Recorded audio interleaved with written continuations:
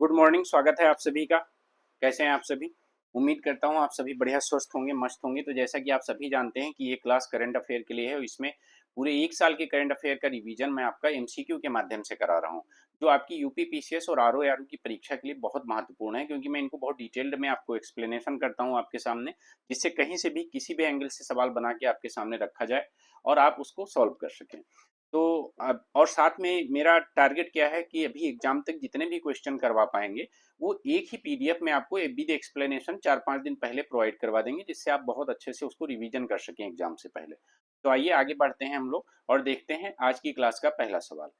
तो इसी के साथ आप सब लोग क्लास को लाइक करें, चैनल को सब्सक्राइब करें, बेल आइकन दबाना मत भूलें और साथ ही अपने दोस्तों को ज्यादा से ज्यादा लोगों को आप जोड़ें, क्लास को भी शेयर करें। तो पहला सवाल आपके सामने है। अब ये हाइड हो रहा है इसलिए मैं हाइड हो जाता हूँ। हाँ, देखिए पहला सवाल आपके सामने और पढ़िए इसको। भारतीय वायुयान विधेयक 2024 के बारे में सत्य कथन की पहचान करनी है आपको। Identify the true statement regarding Indian aircraft MLA act. अरे हाँ, इंडियन एयरक्राफ्ट एक्ट। ठीक है, वो गलत लिखा हो, उसको इंग्लिश में गलत टाइप है। ठीक है, आप सही से पढ़ लीजिए। यह विधेयक यह विधेयक विमान अधिनियम 1956 का स्थान लेगा, पहली चीज। दूसरा दिया है कि नागरिक उड्डयन महानिदेशालय के खिलाफ आदेश के खिलाफ इसकी अपील केंद्र सरकार में कर सकते हैं। दूसरा है कि 9 अगस्त 2024 को यह राज्यसभा द्वारा पारित किया गया। और आपको बताना है तीसरा जो चौथा है उपयुक्त में से कोई नहीं। तो इसमें से कौन सा सत्य कथन है, इसके बारे में आपको जवाब देना है। जल्दी देखिए और जवाब दीजिए।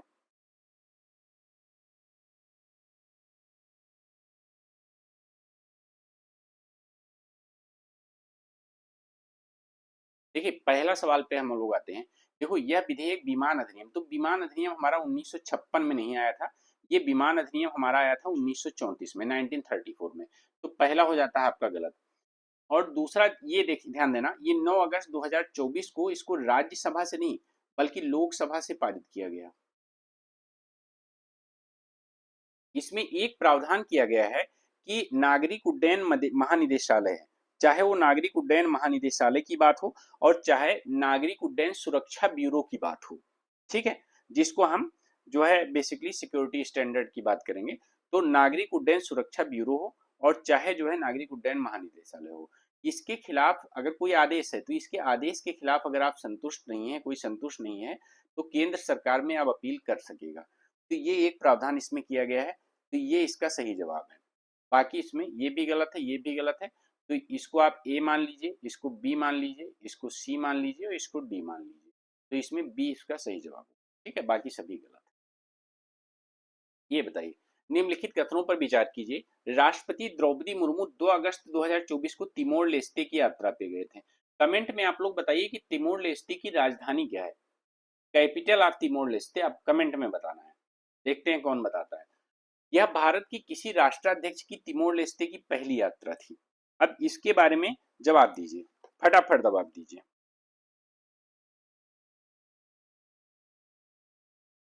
देखिए, अगर मैं बात करता हूं अपने राष्ट्रपति जो है श्रीमती द्रौपदी मुर्मू मुर्मू की, तो भारत के राष्ट्रपति 5 अगस्त से लेके 10 अगस्त तक यात्रा पर गई थी। और यहाँ पर इन्होंने कहाँ कहाँ की यात्रा की? एक तो इन्होंने फिजी की यात्रा की इस बीच। ठीक है, फिजी के अलावा इन्होंने न्यूजीलैंड की भी यात्रा की। ठीक है, न्यूजीलैंड के अलावा इन्होंने तिमोर लेस्टी की यात्रा की। ये 3 जगह की यात्रा पे गई थी, जिसमें से तिमोर लेस्टी की यात्रा वो अंतिम चरण में गई है।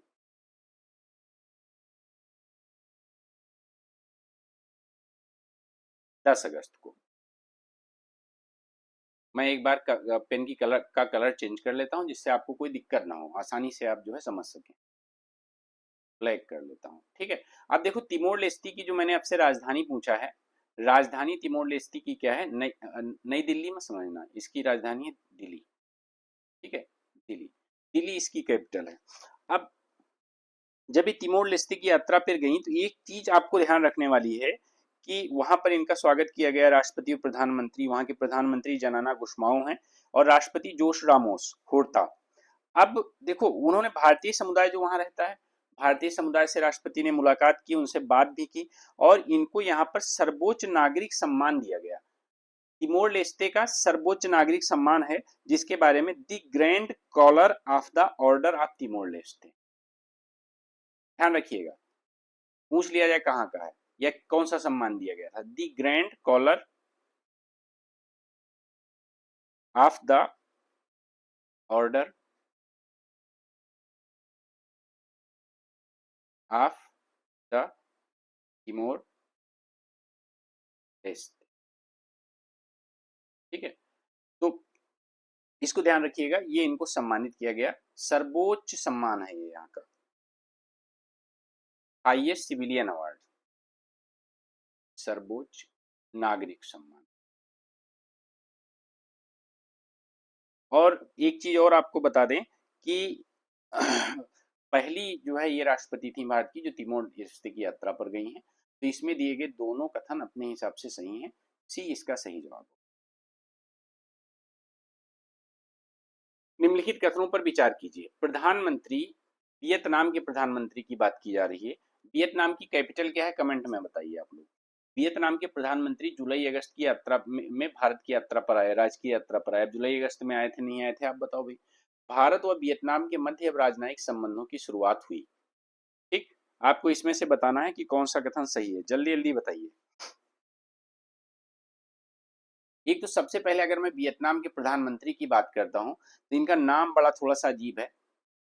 इनका नाम है फाम मिन्ह चिन्ह। ठीक है, फाम मिन्ह चिन्ह, बोलो 3-4 बार बोलो, फाम मिन्ह चिन्ह, फाम मिन्ह चिन्ह। हाँ, तो फाम मिन्ह चिन्ह इनका नाम है। और ये भारत की यात्रा पर आते हैं, कब से, जुलाई, 30 जुलाई को आते हैं, और 1 अगस्त 2024 तक ये रहते हैं भारत में, भारत की यात्रा पर आते हैं। उनके साथ और भी मंत्री और नेता कई आए हुए थे, पूरा इनके साथ एक मंत्रिमंडल आया हुआ था। राष्ट्रपति भवन में इनका स्वागत हुआ।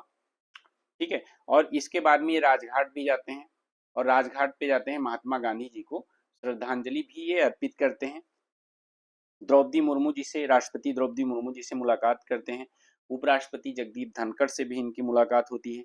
प्रधानमंत्री नरेंद्र मोदी के साथ भी इनकी बायलैटरल टॉक होती है। ठीक, और इसके बाद में इनके बीच में, दोनों देशों के बीच में क्या होता है, 9 समझौतों पर साइन किया जाता है। 9 समझौते हस्ताक्षरित होते। ठीक है, और अगर मैं बात करता हूं, अभी भारत वियतनाम के की बात आई है, तो भारत व वियतनाम के बीच में अच्छा व्यापार होता है। अच्छा का मतलब बहुत ज्यादा तो नहीं कह सकते, लेकिन $15 बिलियन का व्यापार जो है भारत और जो है वियतनाम के बीच में होता है। ठीक है, अब देखो एक सवाल उसमें ये दिया गया है, देखो जो डिप्लोमेटिक रिलेशन है, जो राजनयिक संबंध है, तो राजनयिक संबंधों की अगर मैं बात करता हूं तो भारत और वियतनाम के बीच में 1972 से शुरू हुए।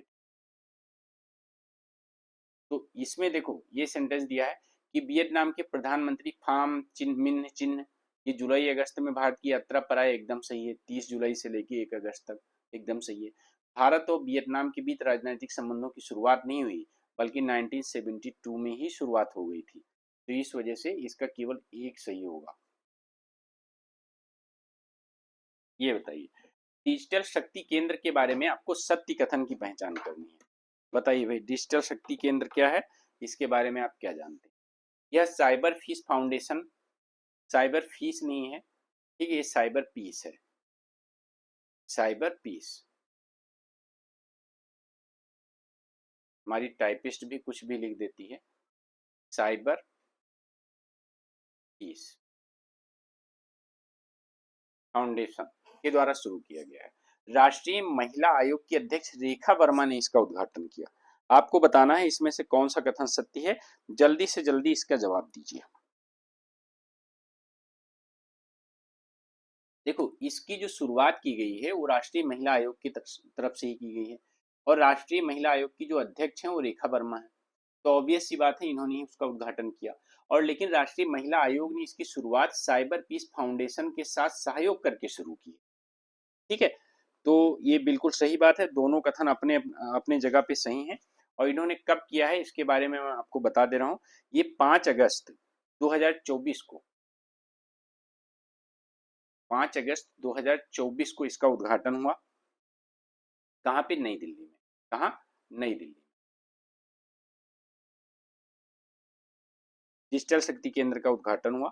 तो ध्यान रखिएगा कि ये महत्वपूर्ण जो है एक पहल है, और जिससे कि जो महिला सुरक्षा है वो और ज़्यादा मजबूत होगी, और महिला आयोग को भी और ज़्यादा सशक्त और मजबूत बनाएगी। तो इसके बारे में आपका दोनों कथन सही है।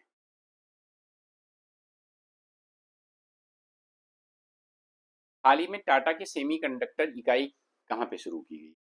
टाटा ने हाल ही में सेमीकंडक्टर की जो इकाई इस्टेब्लिश की थी उसकी शुरुआत हो चुकी है। तो आखिरकार वो कहाँ पे शुरू की गई है, आपको इसके बारे में बताना है, फटाफट बताना है।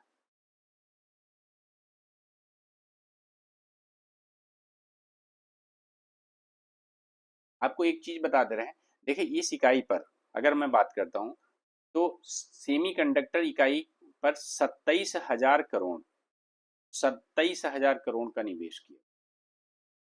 इसको आप पहली चीज ध्यान रखिए। और ये शुरू कहाँ की गई है आपकी? ये असम में शुरू की गई। कब? 3 अगस्त 2024 को। जो यहाँ के मुख्यमंत्री हैं, मुख्यमंत्री भी जो है असम के मुख्यमंत्री हेमंत बिश्व शर्मा जो है मौजूद रहे, और साथ में जो टाटा सन्स लिमिटेड के अध्यक्ष हैं यश चंद्रशेखरन, वो भी मौजूद रहे। हेमंत बिश्वा शर्मा और टाटा सन्स के अध्यक्ष जो हैं एस चंद्रशेखरन, चंद्रशेखर, ये भी यहाँ पर मौजूद है। ठीक है। असम में एक जगह पड़ती है जागी रोड, तो असम के जागी रोड में इसका, ये जागी रोड नामक जगह है, कहाँ पे? असम में पड़ती है। वहां पर इसका जो है उद्घाटन हुआ है। याद रखिएगा, ये जो कुछ चीजें थोड़ी सी बताई, इकाई में 27,000 करोड़ का निवेश किया गया है, इसको भी ध्यान रखिएगा। ठीक है।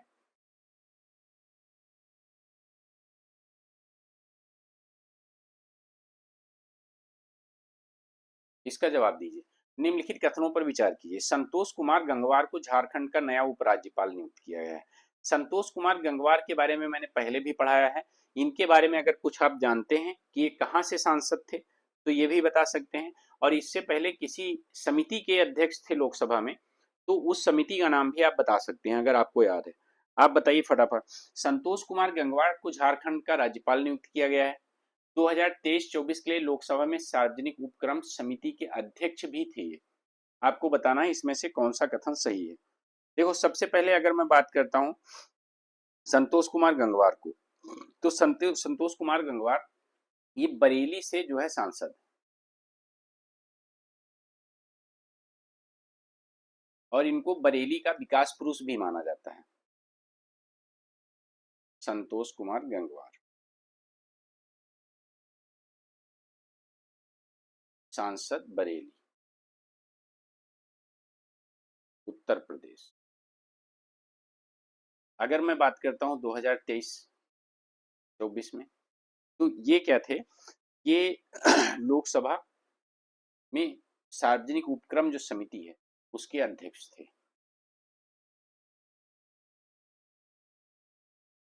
सार्वजनिक उपक्रम समिति कितने सदस्य होते हैं, कोई कमेंट में बताएगा? के अध्यक्ष थे 2023-24 में। अब इसमें अगर मैं बात करूं तो वर्तमान अध्यक्ष की भी मैं बात करूं तो वर्तमान में बैजयंत पांडा है।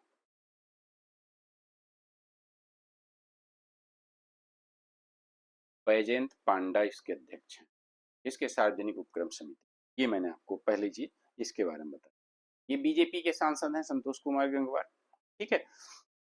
दूसरी चीज, एक चीज ध्यान रखिएगा, जैसे इसमें कुछ इंपॉर्टेंट चीजें हैं जो मैं आपको बता दे रहा हूँ। ये भी सही बात है कि संतोष कुमार गंगवार को झारखंड का नया राज्यपाल बनाया गया है, तो ये भी सही है, और ये मैंने आपको बता भी दिया, तो इसमें दोनों कथन सही है। लेकिन कुछ राज्यपालों की प्रमुख नीतियां हैं जिनके बारे में मुझे लगता है कि आपको याद रख लेना चाहिए। जैसे हरिभाऊ किशन राव बागडे, अगर आप देखो तो इनको कहाँ का बनाया गया है, एक बार याद रखिएगा। हरिभाऊ किशन राव बागडे, इनको बनाया गया है राजस्थान का गवर्नर।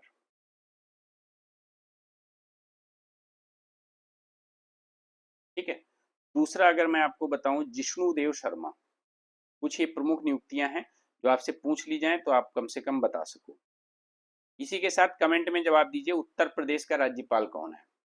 इनको बनाया गया है तेलंगाना का, तेलंगाना के गवर्नर। ओम प्रकाश माथुर को सिक्किम का गवर्नर बनाया गया है।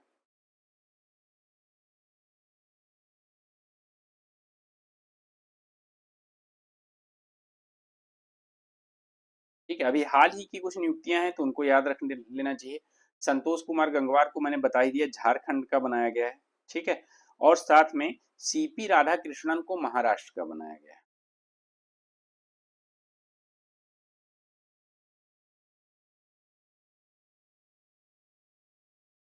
इनको महाराष्ट्र का बनाया गया। ठीक है।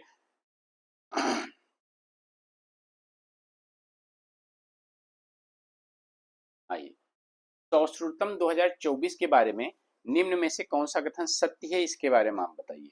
यह राष्ट्रीय संगोष्ठी है, इसका आयोजन नई दिल्ली में हुआ है। बताइए, this is a national seminar. बताओ भाई जल्दी। एक्चुअली इसमें गलत है, थोड़ा सा करेक्ट कर लेते हैं, टाइपिस्ट की गलती है। ये राष्ट्रीय शल्य संगोष्ठी, शल्य, शल्य क्रिया का नाम सुना है। ठीक है, तो यह राष्ट्रीय शल्य संगोष्ठी है और इसका आयोजन नई दिल्ली में हुआ। इस हिसाब से आप जवाब दीजिए, शल्य संगोष्ठी। बताइए भी जल्दी जल्दी।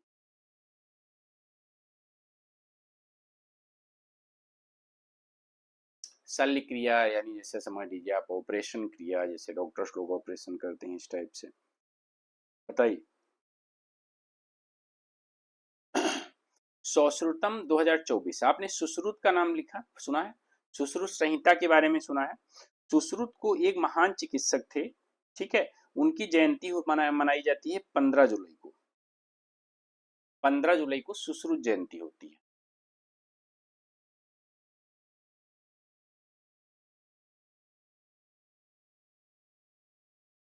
सुश्रुत जयंती मनाई जाती है, तो इसी पहल पर ये सेकंड अगर मैं बात करूं तो राष्ट्रीय शल्य संगोष्ठी थी।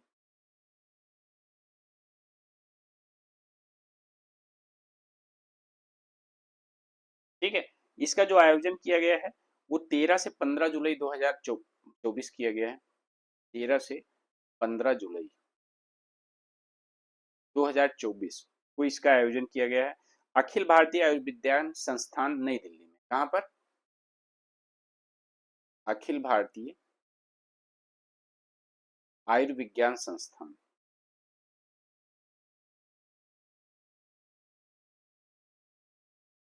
ये कहाँ पड़ता है? नई दिल्ली में पड़ता है। तो यहीं पर इसका आयोजन हुआ है, इसको ध्यान रखिएगा। ठीक है। तो सुश्रुत के बारे में, सुश्रुत संहिता और ये सब आप पढ़ ही रहे हो। एक बार आया कि जो महान ग्रंथ है सुश्रुत संहिता, उसके प्रणेता कौन है, तो उसके प्रणेता सुश्रुति हैं। इन्हीं के नाम पर ये सौश्रुतम 2024 नाम से संगोष्ठी आयोजित की जाती है। तो इसमें से दोनों कथन इसके सही हैं। ठीक है। इसके बारे में जवाब दीजिए। मैं आपको पहले भी पढ़ा चुका हूं, मोइडाम के बारे में निम्न कथनों पर विचार कीजिए और गलत कथन की आपको पहचान करनी है। यह अहोम साम्राज्य का माउंट ब्यूरियल सिस्टम है, यानी दफन प्रणाली है। It is a mound burial system of Ahom empire. हाल ही में इसे यूनेस्को की विश्व विरासत सूची में शामिल किया गया है। तीसरा है कि यह विश्व विरासत सूची में भारत की 46वीं संपत्ति है। It is the 46 property of India in the world heritage list of UNESCO. विश्व धरोहर समिति के 46वें सत्र का आयोजन नई दिल्ली में हुआ। आपको इसमें से गलत कथन की पहचान करनी है, फाल्स बताना है। आप बताइए फाल्स। देखते हैं कौन सही जवाब देता है।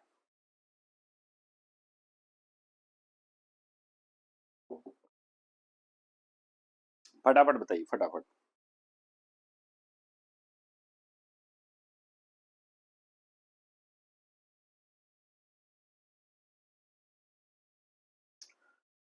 देखो एक्चुअल में जो यूनेस्को की वर्ल्ड हेरिटेज विश्व विरासत सूची में की बात करते हैं, तो सबसे पहले ये समझ लीजिए कि जो इसका 46वां सत्र है विश्व धरोहर समिति का, तो ये आयोजित हुआ नई दिल्ली में। एकदम सही बात है। नई दिल्ली में जब इसका आयोजन हुआ, 46वां सत्र है ये, तो 46वें सत्र में ही यूनेस्को में मोइराम को, जब मोइराम को भारत सरकार की तरफ से जो है यूनेस्को को भेजा गया था, तब भी मैंने इस पे बात किया था। तो कि एक मैंने इसकी फोटो भी आपको दिखाई थी बाकायदा कि यहाँ जो है इसी चैनल पे, और पूरा डिटेल्ड में इसके बारे में आपको पढ़ाया था। ठीक है, कि कैसे वहाँ पे ये सिस्टम शुरू हुआ था, ये जो है किस तरह से है, सब पूरा आपको बताया भी था। इवन मतलब 3D डायमेंशनल जो है इमेज भी आपको दिखाई थी, अगर आपको याद होगा। तो ये अहोम साम्राज्य जो था, अहोम साम्राज्य का माउंट ब्यूरियल सिस्टम है, ये भी एकदम सही बात है। और हाल ही में यूनेस्को की विश्व विरासत सूची में इसको शामिल कर लिया गया है, ये भी सही बात है। 46 सेशन का आयोजन नई दिल्ली में हुआ, ये भी सही बात है। आपको बताना है आखिरकार ये 46वीं संपत्ति है कि नहीं है, अगर नहीं है तो क्या सही है, कौन सी संपत्ति है। देखो भारत की अगर बात करूं तो भारत में ये यूनेस्को के वर्ल्ड हेरिटेज साइट में ये भारत की 46वीं नहीं बल्कि 43rd संपत्ति है। ठीक है, 43वीं, इसको ध्यान रखिए। इसी वजह से ये हो जाता है आपका गलत। ठीक, और इसी के साथ में आप एक बार पढ़ लीजिएगा मोइदाम के बारे में अच्छे से, और ये जो सवाल दिया हो इसको आप पढ़िए। पढ़ने के बाद में अगर आपको जवाब आता है तो आप जरूर बताइएगा। Indo Pacific economic framework for prosperity द्वारा एक जो ग्लोबल मतलब सप्लाई चेन काउंसिल है, उसके अध्यक्ष का चयन किया गया है। तो इस संबंध में आपको सत्य कथन के बारे में बताना है। इसका अध्यक्ष ऑस्ट्रेलिया को चुना गया है, भारत को इसका उपाध्यक्ष बनाया गया है। उपाध्यक्ष और अध्यक्ष का कार्यकाल 3 वर्ष का है। जबरदस्त ट्रैप मैंने बनाया है, ध्यान रखना। इसका चुनाव सितंबर 2024 में हुआ। अब आपको बताना है इस कथन में सत्य कथन कौन सा है। इसमें बता रहा हूं कि इसमें जो भी बताएगा, ठीक है, जो भी बताएगा उसको जो है मेरी तरफ से पेटीएम गूगल पे पर 10 रुपया का इनाम भेजा जाएगा। हंसो, हंसो, हंसो। सोच रहे हो सर कितने कंजूस हैं, 10 रुपया का इनाम देते हैं। फ्री में पढ़ा रहा हूँ, उल्टा ही चैनल पर खर्चा कर रहा हूँ, पीपीटी आपके लिए बनवाता हूँ। ठीक है, तो ये सब चीजें टाइप करवा के आपके सामने मटेरियल लाता हूँ, इतना सब कुछ तो आपके लिए कर रहा हूँ। 10 रुपए की इनाम बहुत है आपके लिए। ठीक है, चलिए, धन्यवाद।